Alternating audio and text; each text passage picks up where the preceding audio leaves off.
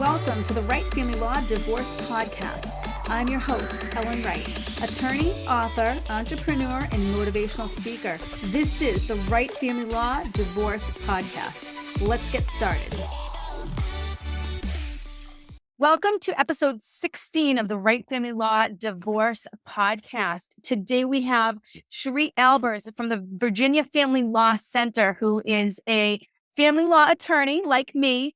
And we actually met on TikTok doing promo videos for each of our practices. And we got to be friends. And she's on today to talk to us about parenting time disputes in family court. And she's going to be bringing sort of a different perspective than what I bring to the table a lot of the time. So I'm super excited to have her on. She's super knowledgeable and Virginia loves her. Cherie, welcome to the podcast.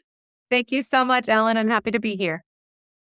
All right, let's talk about parenting time and what it means in the context of family law. I don't know if you saw this, Cherie, but I posted a reel on Facebook, and it was a video on TikTok, and it went semi-viral, and people were going crazy about parenting time versus visitation, right? Like the language. So here in Massachusetts, we really don't use the word visitation anymore. It's just not a thing. We use parenting time. It's sort of like the new way. And a bunch of people in like Texas and just in like some of the like Midwest and Western states like went crazy. They're like, no, if my ex only sees the child on the weekend, it's visitation. If, you have to be a parent to actually have parenting time. And it was just crazy. Like it was like almost half views on the video. So what's the take in Virginia? Like parenting time, visitation, what do you guys use in terms of like lingo? Yeah. You will still hear visitation pretty frequently in Virginia courts. The parenting time is more catching on now. I tend to use parenting time more because here in Virginia, at least in Northern Virginia, they prioritize two parents being involved. So we like to call it parenting time still, but you will still find family law attorneys in my area say visitation, or you will still hear judges say visitation. So it's like, I guess it's like a trickle down. It's coming down from you guys in Massachusetts to our southern states and in Virginia. Interesting. Yeah, it is. It's funny the way terminology sort of changes over time. So in your practice, what do you see as the most common issues or disputes that you encounter with parenting time? Ooh, it's always the amount of days, because here in Virginia, the amount of days you have your kids impacts the amount of child support. I don't know if it's the same where you are in Massachusetts, Ellen, but some pick over certain overnight, like because you need a certain amount of days to get to reduce your child support. So half the mentality of people are, how can I get the most amount of days to pay the less amount of child support? They're focused on, well, I've been primarily caring for this child, so I want to ensure a schedule that's best for them. So I have people come in with two different mindsets.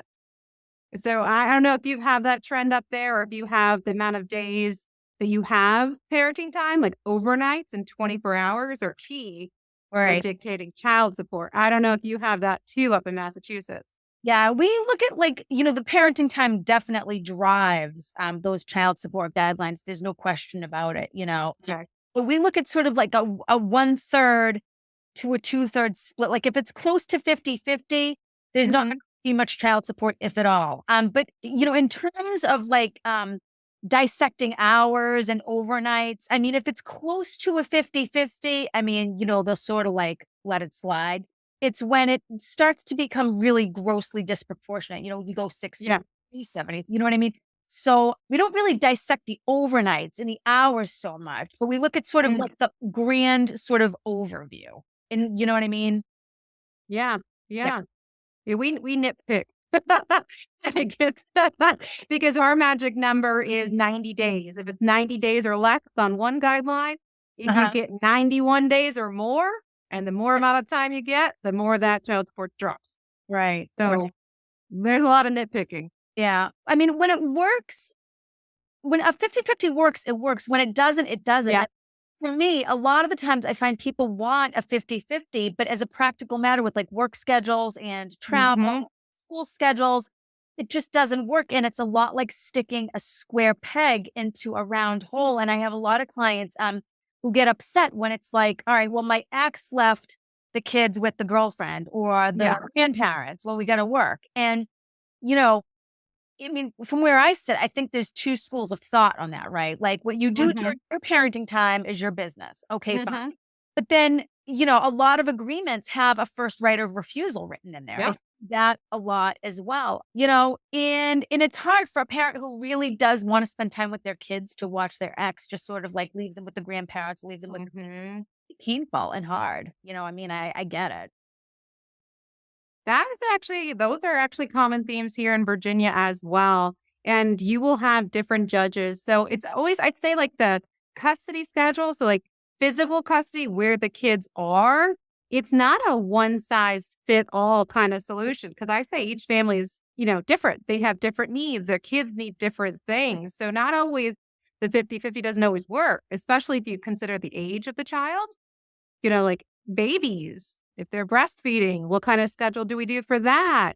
But Virginia does support two actively involved parents, but that's not always a 50-50 shared physical custody, at least here. Yeah, I mean, in Massachusetts, mothers have statutory, legal, and physical custody unless there's a court order otherwise. Oh, Uh, wow. yeah. So it's not just assumed. And there's actually a case in the appeals court here, and I think it's going to be going up to the SJC. The Okay. challenge, but right now, for people, it is frustrating because, maybe you have a boyfriend or girlfriend and they cohabitate as if, for Well, years, as if they're husband and wife. And, the boyfriend just sort of goes along, as a husband might, and just sort of like mhm. assumes it's a family situation and they just go on to get along. And then they break up. Someone has to move out. And it's like, you don't have husband status. You are the boyfriend. It's Yeah. rights. You have to go to court and ask the judge to enforce them for you. And sometimes they do, sometimes they don't. I mean, I think sometimes men are a little gun shy. They sort of like defer to the woman. It's like, she's the mother. I'm not going to really like tinker with that.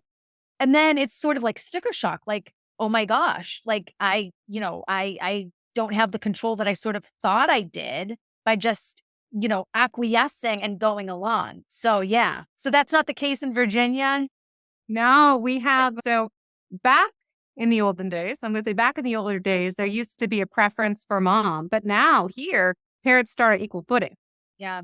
And then they look at what's called best interest of the child test, which looks at factors, one of which is who was a primary caregiver. But there isn't a preference for mom or dad in Virginia. Interesting. Yeah. I mean, we have the best interests of the child standard here, as a lot of other states do. I mean, most of them, I think. The reality is, in a lot of cases, mother is the primary caretaker. I'd say still probably in most cases. But, that doesn't necessarily mean dad should play second fiddle and shouldn't have a fair bite at the apple. Right. And again, sometimes it works, sometimes it doesn't. Sometimes what people want and what they think is going to work isn't going to work. Sort of like trial and error. Mm-hmm. I agree with that. So, in your view, in Virginia, are there any sort of common misconceptions that parents have about how the court views and awards parenting time? Like, I see a lot of these dads on TikTok, right? And they're like, Yeah. oh, the judges love the mothers, all the lawyers love the mothers. It's all about the mothers. The mothers get everything. And the fathers' rights groups in this country, I think, really are zealous advocates for themselves, Yeah. almost to a fault. But what do you think? See, I don't think there is a preference really. I still don't think there is. There used to be, but in recent time, there isn't a preference over dad or mom. It's really looking underneath the hood of who does have these kids' best interests at heart, who is caring for these kids, what kind of schedule would work for these kids, and not mom versus dad necessarily. And I think that speaks a lot because honestly, I have equal, and my clients are pretty equal, men and women. Yep. I don't even have a preference whether it's mom or dad. The Yep. kids are really what matter to me. It's like Right. I look at who I think will be the best parent. If someone comes into my office and is not there for the right reasons, I won't take that client because I'm not going to represent what I don't think is best for the child. So Right. that's my like outlook. Yeah, I'm the same way. I pick and choose my clients carefully. Mhm. Yeah. If they're going to try to use the children as like leverage, like the house, the boat, Yeah. I don't play that game. There's plenty of other lawyers that do that. I'm not one. Mhm. Yeah. So, in Virginia, how can a parent best prepare to present their case for more parenting time or a specific schedule? Like, what are some Yeah. do's and don'ts? So if you're first separating, it depends. So like Virginia allows people to be separated if you're married to be separated under the same roof. Okay, you can be separated in the same home, but this is like a little predicate.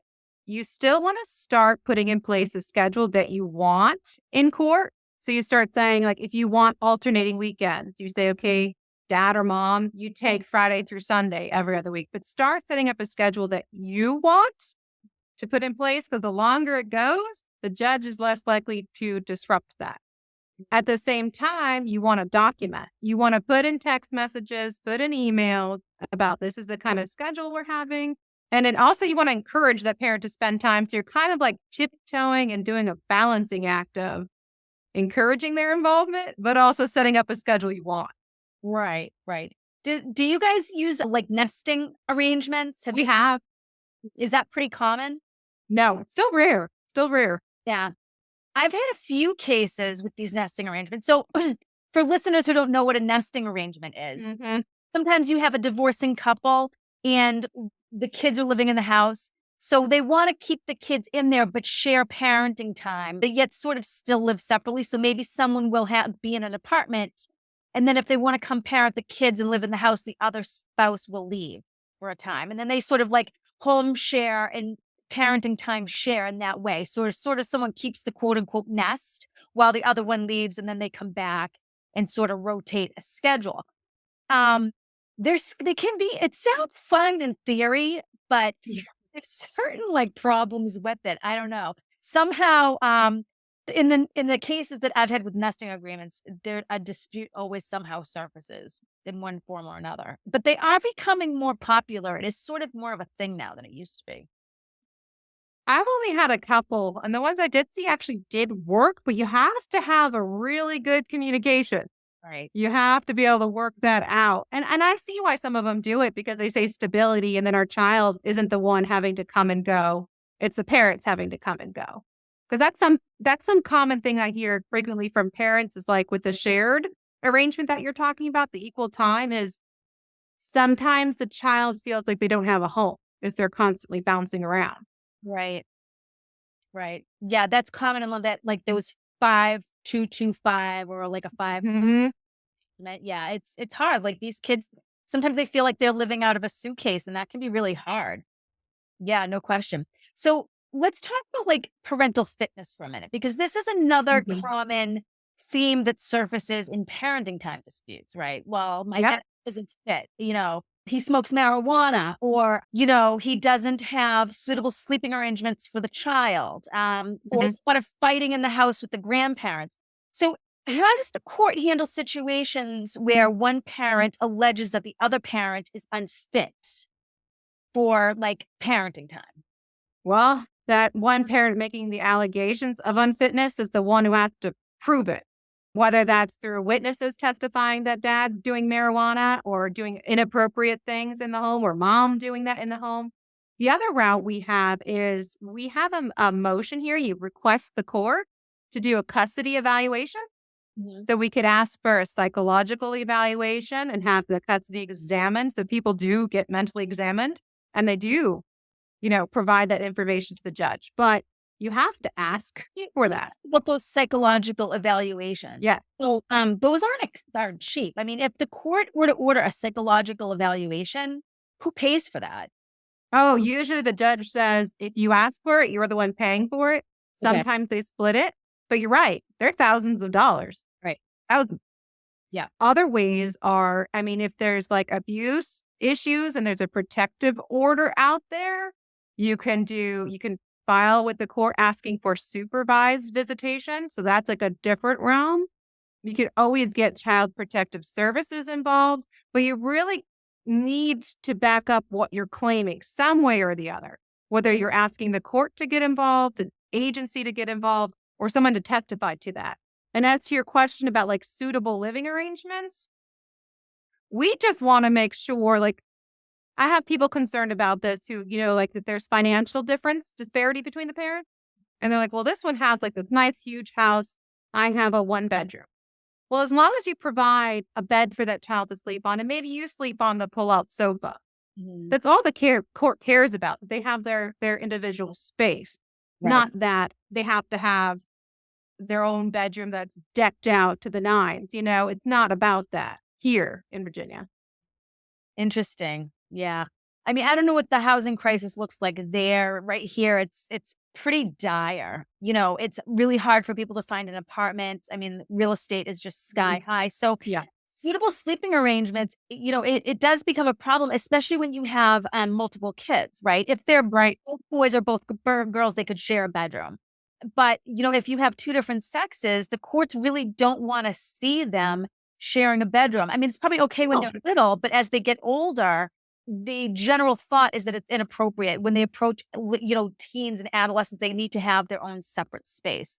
So that presents challenges a lot of families in terms of, getting sort of like this close quarters that are appropriate. I did have one client probably a year and a half ago who had trouble with this, right? Because when people are on a budget, I mean, apartments can be over $2,500 a month for like yeah. 3 bedroom. And what he did was he was living with his girlfriend, and his girlfriend had a daughter, and he had a son, and they shared a bedroom. But what they had was like a room divider, like one of Okay. the with like partitions that went through to sort Hmm. of like they were sharing the room, but like the space was divided. I mean, it wasn't ideal, but it was okay. Yeah. So Was that okay with the court? Did they have like their own privacy with that divider? yeah, I mean, it's fine. I mean, it flew. I mean, Okay. again, Yeah. not ideal, but it worked. I mean, under the circumstances, sometimes you have to just sort of roll with it. I Oh, mean, yeah. there weren't any allegations of any inappropriate behavior. So I mean, you know, and the kids really did coexist as if brother and sister. They were close in age. So I mean, it was fine, but again, not ideal. Uh, Yeah. Distinct difference between the states, huh? Yeah.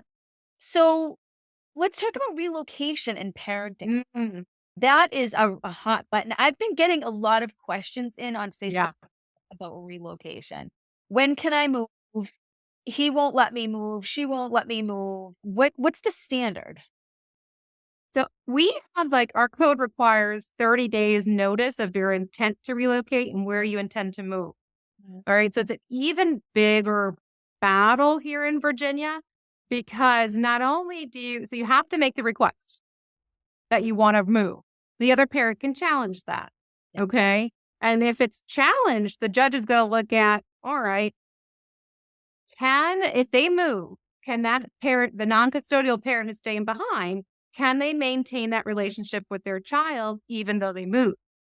And Mhm. you also have to see how the move is beneficial to that child, not just the custodial parent that's moving.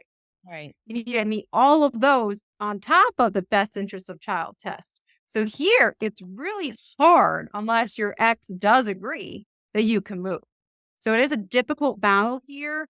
I've been on the side of preventing the move and have been very successful at that. So most times I have the parties, if they do relocate, it's more of on we've discussed and agreed we can, and this will be the new schedule. Right. Yeah. How is it in Massachusetts with you? Well, yeah, it's somewhat similar. So on top of the best interest standard, we have what's called the real advantage test. So the parent has to show that it's not just, good for the child, but there's a real advantage to the parent's move. They have to show that they have, first of all, a good and sincere reason for moving. They can't just do it because they want to deny or find a creative way to deny the other parent parenting time. So, like, maybe, they're getting married and their spouse lives over the border and, or maybe there's a great work opportunity where they're gonna be making more money, a better standard of living. Maybe there's housing up north. Mm, Or maybe, the person is indigent or is struggling financially and they have a family network of support over the border and they need to go. So we are sort of like right up on the New Hampshire line. We are like north of Boston. So New okay. Hampshire is about 25 minutes where we're at. So a lot of people, want to move to New Hampshire. And as a practical matter, New Hampshire isn't that far as opposed to like the middle of the state, right? Which could be an hour Mm-hmm. to, 2 hours away down Cape Cod or wherever. But people don't always understand it. Even if you're just moving 25 minutes more north to New Hampshire, it's still a complete change in jurisdiction. You're basically giving the reins to New Hampshire, and the laws are similar in a lot of ways, but very different in other ways. So it's not really that easy.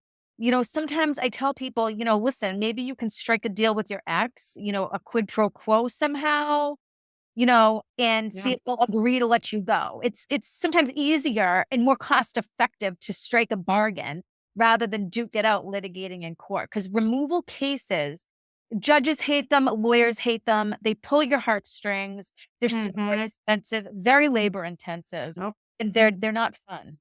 I agree with you 100% on that. Yeah. Yeah. So in Virginia, how do people modify a existing custody plan or a parenting time arrangement? How is that accomplished? So we have a two-pronged test here in Virginia. It's first, a material change in circumstances has to have occurred after entry of the order. And then you go to the second prong is best interest of the child test. So you have to first meet a material change. So here in Virginia, that's something like, there is that move, whether it's different counties. So Northern Virginia is built up of many counties. And as far as, as close as we are, if you move from Fairfax County to say Loudoun County, that adds a bunch of time. It could be 10 miles down the road, could be a 45-minute drive. Northern Virginia's like that. But so a move, yeah. Yeah. So a move is anything big that has happened, or, maybe the ex now has a new significant other that's now living in the home. Something big has to change to even open up the door to say, I want a modification. Let's get a new schedule going. Because if you don't meet that, a judge can deny you saying, I don't find a change, so I'm not even going to look at if it's best for the child. How about up where you are? Yeah, it's the same thing. They file a complaint for modification, or Okay. maybe and both parties agree that there is a change and they both agree to change the judgment. So they file a joint petition for modification. Mhm. But yeah, I mean, it's basically the same thing. There's been a material change in circumstances. What's changed? What do you need the court to do? I mean, it's Yeah. basically how it sort of rolls out. But yeah, if there hasn't been a change in circumstances, I mean, people have to sort of live with what they've got. I mean, they Mhm. don't understand that completely. But yeah. Now, let me ask you, when parties disregard parenting time orders in Virginia, you've got an order Mhm. or judgment, it gives you a schedule, and someone's not following it. What's the mechanism to deal with that? So we have contempt proceedings called a rule to show cause. So it's essentially saying you have an order and you're asking the court to enforce that order. So that's how we do that. And that's really when someone's usually like removing time. It's hard to force a parent to actually take that time. So Right. yeah, it depends on what end of the spectrum you're on. You Mhm. can file a rule to show cause to say they're not taking their time with the children. And that can open the door, interestingly, to the modification. Right. But it's usually the other end saying they're not following the order. Your Honor, make them follow the order. So it's called a rule to show cause here in Virginia. And do people usually what do they get for sanctions? Like extra makeup time, attorney's fees? What? Usually attorney's fees, like the attorney's fees that were incurred in having to pursue the litigation. Sometimes makeup time, but the judges, it's not as easy with custody and visitation as it is like if you're arguing over you haven't paid child support. For child support, it's more like you get a back pay and 6% interest tacked on. For custody, it's maybe you lost out on that time and you don't get that back. And you're more forcing that person to follow the agreement and pay the attorney's fees. I guess the big point would be that would allow you to open the door to change the custody if something like that's happening. Mhm. In Massachusetts, what we have is the complaint for contempt is the Okay. equivalent. But we really don't see people filing complaints for contempt when people don't exercise their parenting time. If they don't exercise it, they don't exercise it. I mean, the judges can't force them. But what I tell people is if the other parent's not exercising their parenting time, and that's more of a parenting burden on you, that is a reason to ask the court to deviate upward in child support. And Mhm. we update our guidelines every 4 years here. And Oh, there's a wow. going to be coming down the pike pretty soon, but they're pretty stiff. The 2021 guidelines that went into effect, I mean, they're expensive for payors. Um, Mm. and with the inflation, I mean, it's just, it's crazy anyway. So they were expensive then. Now it's just, it's tough. People really do struggle. But be that as it may, it is a reason for a court to deviate upward if someone's not exercising their parenting time. Do you have Yeah. that opinion? Yep, we do. Yep. Be like, we have a guideline amount, and then here's our reasons to deviate. And that is one, too. You're right. That's the same here. Abuse and neglect during people's parenting times. If dad isn't sending the child to school with a snack and showered, mom is leaving the child unattended while she goes to the boyfriend's house or to go grocery shopping or whatever the case may be. How is that dealt with? I mean, when we're talking about the serious stuff, and this sort of goes back to what we were talking about, it can be hard to prove, but where does that fitness bar sort of lie, right? Where it's like, Yeah.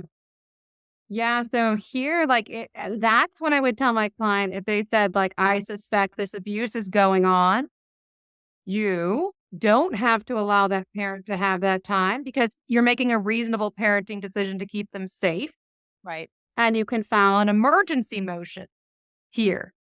Because if the safety and well-being of a child's in jeopardy, you can file an emergency to get the arrangement changed until a final hearing is held. But you're going to still want to try to collect evidence. Call Child Protective Services to get them involved. Call the cops to get them involved as well. But yeah, you can make a decision. No, I'm not sending my child to mom's house or dad's house because I believe this abuse is happening. You can do that. How about up there? yeah, I mean, you can do the same thing. I mean, you can withhold the parenting time, but if you do that, you better be filing your complaint for modification pretty quickly, or the other Yeah. parent file a contempt against you, or the rule to show cause, right? Yeah. Yeah, That's true. That's why it's always big about proving your case. So you need to start lining that up. But you also don't want to, so we're balancing it on like, you don't want to send a child to an unsafe environment. no, no, you don't. So that's a good reason of why you're not following an order. That's the contempt here is like proving why you tried to follow it or tell me why you did not or were unable to. So one would be, I believe they're in an unsafe environment, but you need to back that up. Right, right. Now, what do you think about constructive ways for parents to minimize the negative effects of parenting time disputes on their children? Oh my goodness. Don't use those kids as a middle. Sometimes they go, well, ask your mom or ask your dad. And it's like, don't use your kids as a go between. Don't speak negatively. You may be very mad at your ex, but don't speak negatively about that ex to your child because that's their parent. So try to keep the kids as uninvolved as possible. Try to only say positive things about the parent, even though you're frustrated. Because still remember, that's their mom or dad you're talking about. Just don't use them as pawns. Don't use them as go-betweens. Right. Try to keep it civil, at least for them. And you can complain about the other parent to your friends or, don't put it in writing. Don't put it in writing, but you can vent to your mom or your dad about it. What about alternative dispute resolution in terms of Yeah. parenting time modifications and disputes? What do you see as common in your practice with ADR? Yeah. So we have that here too. I don't do these services. But we have the collaborative law. So, like an attorney will do a settlement conference with the parties and try to resolve, or a mediator will do that as well to try to sit them down to get an agreement. I think it's a good idea to try to resolve, have those discussions. I would say consult with an attorney to learn what your rights are Mhm. and set up a time to attend mediation. Because Right. mediation, they're not going to tell you your rights, they're trying to get you to resolve. Right. So, that's what I would say to do. Because if you have kids, it's better to try to reach an agreement because that impacts your co-parenting down the line. And if you can settle, it saves you money. Right. So I think it's a good first step. Now, is mediation required in Virginia? In juvenile, so our lower court is juvenile and domestic relations court. So if you aren't married and you have kids, or you can't file for divorce yet, you file in juvenile and domestic relations court. They require mediation. A court ordered mediation, and it's a service provided there, but not in circuit court where you can file for divorce. It's not required there. Interesting. Yeah. How about you guys? Well, New Hampshire does, but Massachusetts does not. We have what's called the conciliation program. In a lot of cases, Okay. sent out for conciliation. It's run by the bar associations and Uh-huh. volunteer lawyers who do it. And they'll sit down with the parties and attorneys and try to settle the case that way. And it's got very good success rate. I mean, I think at last it was 65, 70% of the cases that are sent out for conciliation will, Wow. or at least the issues are reduced so that when it goes for trial, it's not the whole enchilada. You know what I mean? That's good. Um, so that helps a lot. It helps keep the pipelines clear at the court. You know, like the clerks love it, the judges love it. Mhm. So it is good. But like I say, mediation in itself is not required. But we try to encourage people to try to put your acts aside. Okay, focus in on the best interests of the kids. This Mhm. parent. Like them, love them, hate them, everything in between. You are in this for the long haul with them. All right. If the kids are Yep. young, you're looking at 15 to 18 years. So strap in, I mean, Mhm. I give it to them straight. I mean, you're being truthful. I mean, that's 100% true. Yeah. But no, mediation is great. I mean, we encourage it. Yeah. In our state, in order to mediate, you do have to take a 40-hour mediation training and get certified. Oh, So not every oh. attorney is certified in mediation. But like I say, in a lot of cases, it's successful. So we do try to encourage it. We have conciliation here too, but those are usually on our emotions day. Yeah. Like if a judge has a huge docket, they'll have that volunteer attorney saying, I'm making you guys go talk outside because we'll be sitting here for hours. Go Yeah. talk. But that's it. That's the only time that's really offered is on motion days. Interesting. Yeah. No. And we have a new thing now called a parenting coordinator for the high conflict parenting case. Ah, They're a PC. There's only like 35 of them in our state. I have one attorney on staff at Wright Family Law Group who is a parenting coordinator. But the parenting coordinators serve a vital function because they will work with the parties to try to iron out issues, hammer things out. And when people can't agree, sometimes the parenting coordinator will just make a binding decision, right? mhm. Arbiter or a judge. This is what you're going to do it. So that's another sort of mechanism that helps keep the pipelines at the courthouse clear when people are sort of using a PC and working through the issues that way. Do you guys have anything like that? I haven't had a judge order a parenting coordinator, but I've had people agree to it. Uh-huh. So those are still pretty rare and far and few between. Here, it's not required, but people have agreed because it does help when they're unable to make joint decisions together. Right, right. Yeah. No, so interesting. Well, listen, I know you're busy. You have a brief due today. I Um, do. and I have to run, but this was awesome. Thank you so much for joining in and telling us a little bit about the parenting time dynamics and navigating these crazy waters in family court. So, so helpful. Thanks for joining in on the Wright Family Law Divorce Podcast. Enjoy the day, everybody. Thanks for tuning in to the Wright Family Law Divorce Podcast. Remember, the information shared in our episodes is for informational purposes only and should not be considered legal advice. Stay informed. Stay empowered. This is the Wright Family Law Divorce Podcast.